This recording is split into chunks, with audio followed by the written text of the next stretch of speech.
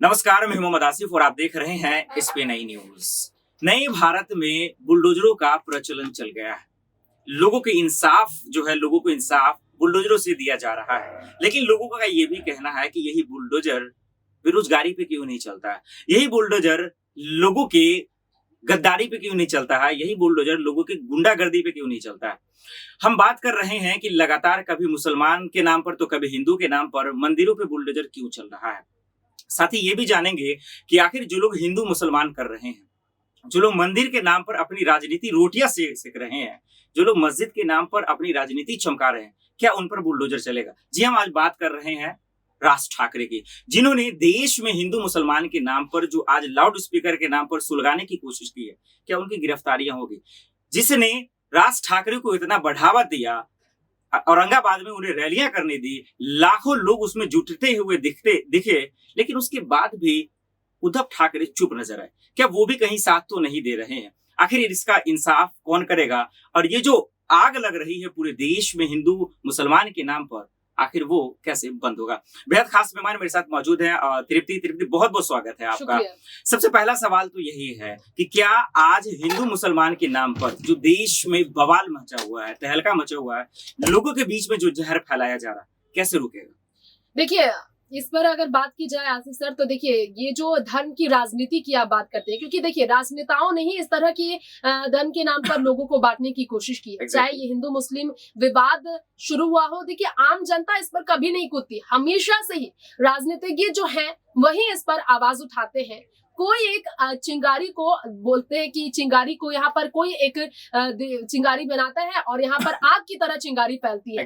एक राजनेता इसे कहीं ना कहीं चिंगारी देता है और बाकी जो राजनीतिज्ञ हैं, जितने चेहरे हैं राजनीति में, बड़े चेहरे, वो सब मिलकर इसे आग की तरह फैलाते। भारत देश में हिंदू और मुस्लिम के बीच जो ये राजनीति करने की कोशिश की गई है, इसमें जनता ने कभी साथ नहीं दिया है। चाहे वो विपक्ष के नेता हो या फिर पक्ष के, सत्ताधारी सरकार हो, केंद्र सरकार हो, भाजपा की सरकार हो या इससे पहले कांग्रेस की सरकार रही हो, हमेशा से जनता ने शांति और अमन की प्रतीक की है। जनता हमारे देश में, भारत देश की जो युवा पीढ़ी हो, बुजुर्ग हो, आम लोग हो, हर कोई शिक्षित हो या फिर अशिक्षित, हर कोई अपने देश में शांति की कामना करता है। अपने राज्य सरकार से, अपने देश की सरकार से ये उम्मीद करता है कि देश की सरकार अगर जनता ने चुना है तो वो इसे शांति बनाए रखने में उनका साथ देंगे। अगर किसी तरह का हिंसा का बढ़ावा दिया जा रहा है, अगर देश को बांटने की कोशिश की जाती है धर्म के नाम पर, तो सरकार को बैठाया क्यों गया है? आप देश को जोड़िए। देश में अगर एकता नहीं होगी तो विश्व भर में ऐसे तमाम देश है जो देश को तोड़ने के लिए ऐसे मौके पर फायदा उठाएंगे। अभी देखिए अमेरिका में कितनी ज्यादा आलोचना की गई है भारत देश में, जब धर्म के नाम पर इस तरह की राजनीति भारत में करेंगे तो तुरंत ये लग जाएगा और कल सलाखों के पीछे रहेंगे। बिल्कुल। लेकिन एक सवाल ये भी है तृप्ति, महाराष्ट्र में जो हुआ, आपने देखा कि एक निर्दलीय विधायक अमरावती से नवनीत राणा अगर आवाज उठाती हैं, भाई आप उसको तो जेल में डाल देते हैं, उनके पति को भी डाल देते हैं, फिर उनके घर पर अतिक्रमण के नाम पर बुलडोजर चलाने का भी जिक्र करते हैं। उद्धव ठाकरे में आपकी ताकत कहाँ चली जाती है? राज ठाकरे पे आपकी ताकत कहाँ चली जाती है? महाराष्ट्र सरकार की बात, क्या उनपे बुलडोजर चलेगा? क्या है हिम्मत उद्धव ठाकरे? बिल्कुल, आपने सही कहा आसिफ सर ने, क्योंकि उद्धव ठाकरे जो है, वहां पर उनका राज चल रहा है, पुलिस प्रशासन की पूरी ताकत उनके पास है। जब आपने नवनीत राणा की बात की है आसिफ, तो मैं सीधा कहना चाहूंगी कि बिल्कुल देखिए, कमजोर जो पार्टी होती है उस पर सबसे ज्यादा भारी पड़ जाती है सत्ता की पार्टी, और सबसे पहले कमजोर कड़ी को साइड करने की कोशिश की जाती है। नवनीत राणा के साथ ऐसा ही हुआ। जब यहाँ पर नवनीत राणा को खुलकर पहले किसी पार्टी का सपोर्ट नहीं मिल रहा था, जब उन्होंने आवाज उठाई थी, तब बीजेपी उनके साथ खड़ी नहीं थी। लेकिन जब वो जेल चली गई तो बीजेपी उनके साथ खड़ी नजर आई, उनके लिए आवाज उठाती नजर आई कि राजद्रोह का आरोप ही उन पर गलत है। देखिए, उद्धव सरकार की आपने बात की और राज ठाकरे पर उनका शिकंजा कसना सबसे ज्यादा जरूरी था, क्योंकि राज ठाकरे, नवनीत नाम तो बाद में आया, पहले तो राज ठाकरे ने इसे हवा दी ना। मंदिर मस्जिद की लड़ाई जो शुरू करवा दी है, राज ठाकरे ने तो शुरुआत की है इसकी। राज ठाकरे ने तो आवाज उठाई कि लाउड स्पीकर से आजान नहीं बढ़ना चाहिए, लाउड स्पीकर से पूरे महाराष्ट्र में लोगों को परेशानी होती है। आज मैं मैं आवाज उठा रहा हूं तो कोई इस पर बात करने को तैयार नहीं है। आज शिवसेना सरकार को परेशानी है, बिना वजह का वो हिंदुत्व की बात करते हैं, उनके में हिंदुत्व नहीं है। मैं सीधा कहना चाहूंगी, देखिए राज ठाकरे पर तमाम तरह के शिकंजा कसने की कोशिश की जा रही है, लेकिन मैं सीधा कह दूं आशीष सर, इतनी ताकत नहीं उद्धव सरकार में कि राज ठाकरे को जेल भेज दे। एग्जैक्टली, और यही वजह है कि आज उनका जो कद है वो और भी बढ़ता जा रहा है। लेकिन तृप्ति, आपने ये नोट किया होगा कि अचानक से पहले तो राज ठाकरे धमकी देते हैं और वो जो देते हैं वो पूरा भी करते हैं। देखिए आशीष सर, मैं थोड़ा सा आपको रोकना चाहूंगी, आपके वही सवाल का जवाब देना चाहूंगी, थोड़ा सा क्लियर करना चाहूंगी कि देखिए नवनीत राणा को 11 दिन जेल में बंद किया गया, राजद्रोह का उन पर आरोप लगा। अब कोर्ट तो, कानून तो अंधा है, वहां पर तराजू में तौला जाता है। तराजू में जब तौला गया उनके आरोप को, उन पर जो आरोप लगाए गए तो आरोप जो है गलत साबित हो गए। सरकार की तरफ से जो वकील थे वो राजद्रोह का आरोप साबित करने में गलत साबित हो गए।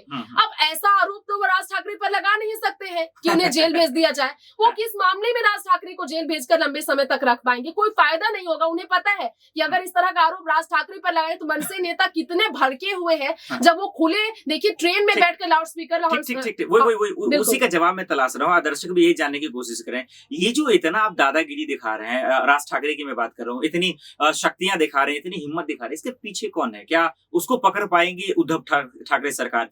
क्योंकि आप खुद ही कह रहे हैं ट्रेन में हनुमान चालीसा बज रहा है, जो उन्होंने कहा वो करके दिखाया, इसके बावजूद गिरफ्तारी नहीं। क्या वो वाकई में उनके अंदर खुद ही इतना ताकत है कि कोई कानून से कोई तो नहीं बढ़ता? इसके पीछे कौन होगा? आखिर इसके अंदर इतनी हिम्मत क्यों आ रही है? आम आदमी तो नहीं कर सकता। देखिए बिल्कुल आपने बहुत बड़ा सवाल किया है। सिर्फ एक बार फिर से बताना चाहूंगी कि देखिए नवनीत राणा को बीजेपी का सपोर्ट मिला, खुलकर सपोर्ट मिला है। देखिए पूर्व मुख्यमंत्री देवेंद्र फडणवीस ने खुलकर सपोर्ट किया। उन्होंने कहा हनुमान चालीसा का पाठ करना राजद्रोह है तो मुझे भी जेल भेज दो। अब वो बात भाई सपोर्ट कर रहे हैं तभी कह रहे हैं, और मोदी भक्त तो वो है तो मोदी का सपोर्ट तो इनडायरेक्टली उन्हें मिलेगा, भले ही केंद्र ने दखल अंदाजी खुलकर ना की हो। लेकिन यहाँ पर देखिए जब राज ठाकरे की बात होती है, राज ठाकरे के साथ नितिन गडकरी की मुलाकात आपको अगर याद हो, और इसकी ठीक बात खबर आई थी कि महाराष्ट्र में बहुत बड़ा बदलाव होने वाला है। अब अयोध्या में जब योगी से मिलने की बात करते हैं तो सपोर्ट किसका आप समझ चाहिए यहाँ पर। Exactly. चलिए एक आखिरी सवाल की ओर रुख कर रहे हैं, और सवाल यही है कि महाराष्ट्र में जो ये आग लगा है और महाराष्ट्र से ही ये आग फैला है और पूरे हिंदुस्तान में धीरे धीरे पैर पसार रहा है, इसको कैसे खत्म किया जा सकता है? और महाराष्ट्र में जो हो रहा है, क्या आपको लगता है कि इसके पीछे क्या वजह हो सकती है? क्या वो नगर निगम का चुनाव, बीएमसी का चुनाव हो सकता है? और इसको ये जो आग लगा है हिंदू मुस्लिम के नाम पर, हनुमान चालीसा लाउड स्पीकर आ जाने के नाम पर, खत्म कैसे होगा? देखिए इसको खत्म करने के लिए देखिए सिर्फ वहां पर केंद्र का शासन नहीं है, शासन वहां पर शिवसेना की गठबंधन सरकार का ही, जो फैसले वो लेंगे या तो उनके फैसलों से ये जो है यहाँ पर अभी तक हिंसा का मामला सामने नहीं है। महाराष्ट्र में अभी तक शांति बनी हुई है, बहुत सारे मामले आए लेकिन हिंसा नहीं बना है वहां पर। लेकिन उन्हें देखना होगा कि एमपी, गुजरात, राजस्थान, यहाँ पर हिंसा, दंगे देखने को मिले हिंदू मुस्लिम के नाम पर, और ये अगर यहाँ पर राज ठाकरे कोशिश कर रहे हैं, उन्हें जरूरत है कि जल्द से जल्द राज ठाकरे को लेकर वो कोई ऐसे फैसले ले, क्योंकि राज ठाकरे पूरी कोशिश करेंगे कि यहाँ पर ऐसी स्थिति बनाई जाए कि उद्धव सरकार पर सवाल खड़े हो और शिवसेना सरकार जो है गिरने की कगार पर आ जाए। तो इसलिए अब देखिए जरूरत है कि राज ठाकरे को लेकर वो राज ठाकरे का जुबान अगर बंद कर सकते हैं, अगर सीएम उद्धव में इतनी ताकत है कि राज ठाकरे की जुबान को बंद कर सकते हैं, तो जरूर आने वाले समय में महाराष्ट्र में शांति को भंग करने की कोशिश कोई और नहीं करेगा। बिल्कुल, तृप्ति मैम से बात करने के बाद तो यही समझ में आया कि ये जो भोली जनता है ना, सरकार से यही नहीं उठ जाती है, क्योंकि अक्सर जो भोली जनता है उसकी गरीबी और महंगाई से अक्सर कमर टूट जाती है, और वाकई में इनके पास इतनी ताकत नहीं है कि उनके घर पर बुलडोजर चलाएंगे। इट मींस कि उनको गिरफ्तार कर लेंगे। और एक चीज तो और समझ में आ गया कि कहीं ना कहीं ये जो तमाम नेता है ना पार्टी, ये अपनी राजनीतिक किस्मत चमकाने के लिए, रोटियां सेकने के लिए ना अपने सपने को चमका तो लेते हैं, पूरा कर लेते हैं, लेकिन जनता के सपने पे पानी फेर देते हैं। बहुत बहुत शुक्रिया तृप्ति मैम हमें इन तमाम सवालों का जवाब देने के लिए। फिलहाल इतना ही, बाकी खबरों के लिए देखते हैं SPN न्यूज़। नमस्कार।